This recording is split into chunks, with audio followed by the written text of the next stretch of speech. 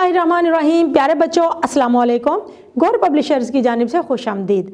हमारा स्लोगन है redefining the geography of education through digital resources for conceptual learning. मेरा नाम साजिदा नूर है।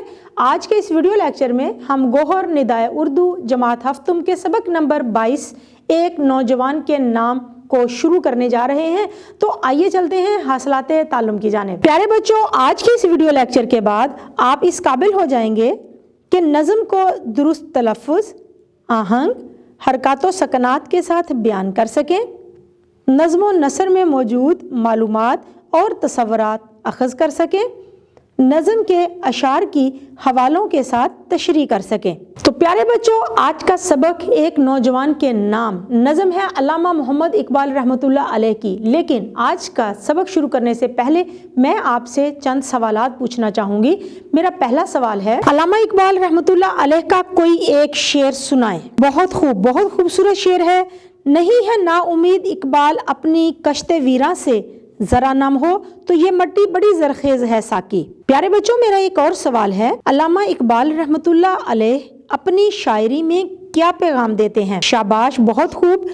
इकबाल रहमतुल्लाह अलैह अपनी शायरी में खुदी, खुददारी, गैरतमंदी, बुलंद निगाही, बुलंद परवाजी और दूर अंदेशी का पैगाम देते हैं। मेरा आखिरी सवाल है, अल्लामा इकबाल रहमतुल्लाह अलैह को हम अपना कौमी शायर क्यों मानते हैं? जवाब है, अल्लामा इकबाल रहमतुल्लाह अलैह की शायरी बरसगीर के मुसलमानों को ख्वाब गफलत से जगाने के लिए थी। आपने मुसलमानों के अंदर आज़ादी का जज्बा पैदा किया और उन्होंने अपने लिए अलग वतन हासिल किया। प्यारे बच्चों, आज का सबक शुरू करने से पहले हम देखेंगे खास अल्फाज और उनके मानी, ताकि नज़म का मफहूम समझने में हमें आसानी हो। तो आइए देखते हैं खास अल्फाज और उनके मानी। सबसे पहला लफ्ज़ है इस्तगना। इसके मानी है बेनियाजी या गनी होना।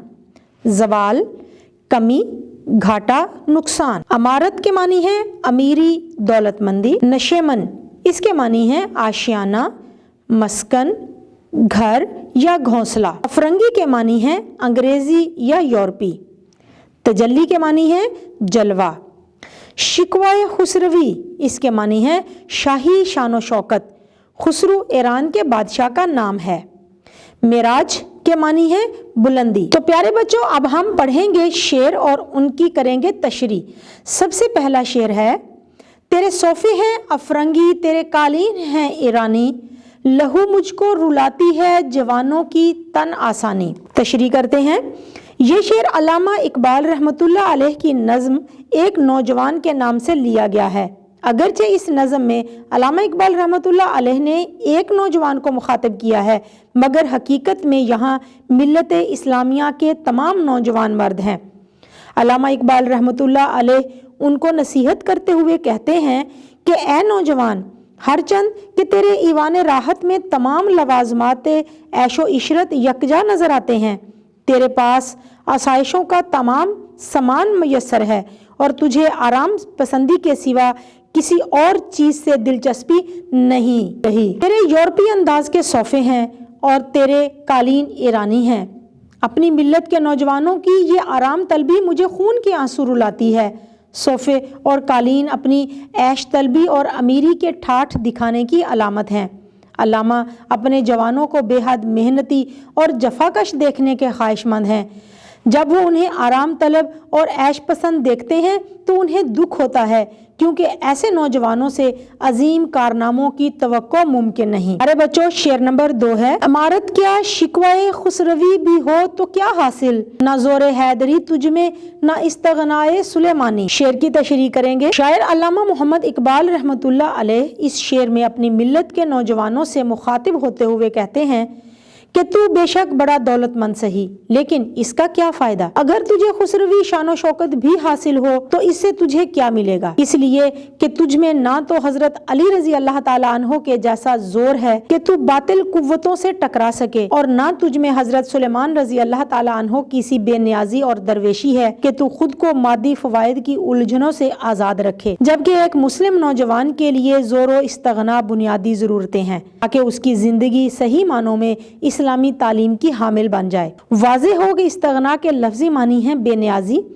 इस्तगना से इकबाल की मुराद है بے نیازی کا رنگ، یعنی مسلمان اللہ کے سوا کسی سے کوئی توقع نہیں رکھتا، یہی مومن کی پہچان ہے۔ اگلا شعر ہے شعر نمبر 3، نہ ڈھونڈ اس چیز کو تہذیب حاضر کی تجلی میں کہ پایا میں نے استغنا میں معراج مسلمانی۔ شعر کی تشریح کرتے ہیں۔ نظم کے اس شعر میں علامہ محمد اقبال رحمۃ اللہ علیہ ملت کے نوجوانوں کو نصیحت کرتے ہوئے کہتے ہیں کہ تو بے نیازی کو مغربی علوم اور مغربی تہذیب میں تلاش نہ کر، اس لیے کہ یہ تہذیب تو سراسر دنیوی اور مادی فائدوں کے چکر میں الجھی رہتی ہے، اس کی ساری توجہ ان فوائد کی طرف ہے، جبکہ مجھے استغنا میں اسلام کی عظمت اور سربلندی نظر آتی ہے۔ یعنی اسلام ہمیں یہ تعلیم دیتا ہے کہ ہر کام کو ایک طرح سے عبادت سمجھ کر کیا جائے، اور یہ عبادت دنیاوی فوائد کی حرص و ہوس سے پاک ہو۔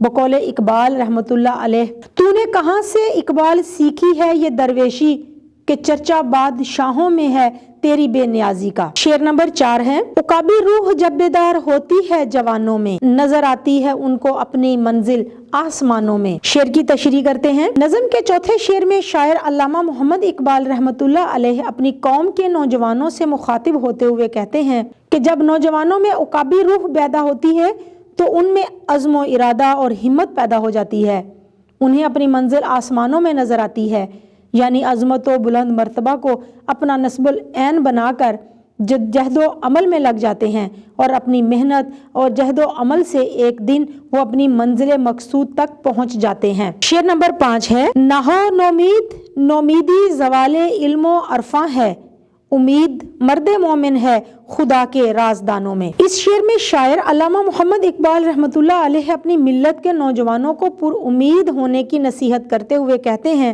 کہ مومن ہمیشہ اللہ تعالیٰ پر یقین رکھتا ہے اور کبھی نا امید نہیں ہوتا۔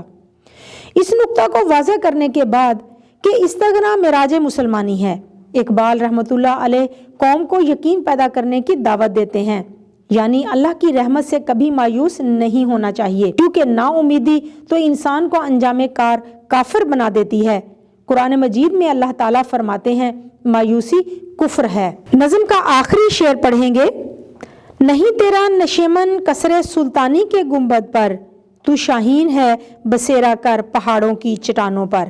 اس شعر میں شاعر علامہ محمد اقبال رحمۃ اللہ علیہ نے اپنے نوجوان کو شاہین کہہ کر مخاطب کیا ہے۔ در حقیقت آپ رحمۃ اللہ علیہ اپنے نوجوانوں میں شاہین کے اوصاف دیکھنا چاہتے ہیں۔ وہ خوددار اور غیرت مند ہے، بے نیاز ہے، بلند پرواز ہے، دور اندیش اور تیز نگاہ رکھتا ہے۔ شاعر کہتے ہیں کہ اے مسلمان، تیرا ٹھکانہ شاہی محل کے گنبد پر نہیں ہے، تو شاہین ہے، لہٰذا تو پہاڑوں کی چٹانوں میں اپنی زندگی گزار، یعنی عیش پسندی اور آرام طلبی کی بجائے محنت و جفاکشی اور جہد و عمل کو اپنی زندگی کا وتیرہ بنا لے۔ اقبال مسلمان نوجوانوں کو یہ نصیحت کرتے ہیں کہ اگر تو اپنے اندر شان استغنا پیدا کرنا چاہتا ہے تو بادشاہوں کی غلامی اختیار کرنے کی بجائے اپنا رزق اپنی قوت بازو سے حاصل کر۔ پیارے بچوں، امید ہے کہ آپ کو آج کا یہ ویڈیو لیکچر بہت اچھی طرح سے سمجھ آ گیا ہوگا۔ اپنے تعلم کو پختہ کرنے کے لیے سبق کو دہرانا مت بھولیے گا۔ انشاءاللہ اگلی ویڈیو میں اگلے لیکچر کے ساتھ پھر ملیں گے، تب تک کے لیے اللہ حافظ۔